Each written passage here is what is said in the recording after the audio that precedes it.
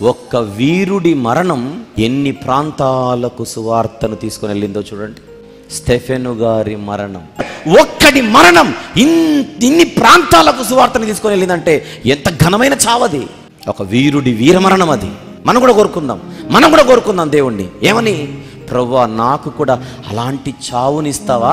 ఎలాంటి చావు?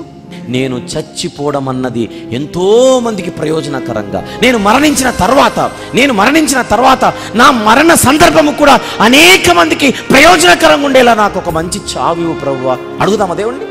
నా మరణం అనేక మందిని వెలిగించేలా ఉండేలా, నా మరణం అనేక మందిలో విశ్వాసాన్ని నింపేలా, నా మరణం అనేక మంది విశ్వాసాలను బలపరిచేలా, ఒక కార్యరూపం దాల్చినట్లుగా నాకు అంత గొప్ప మరణాన్ని ఇవ్వు ప్రభువా.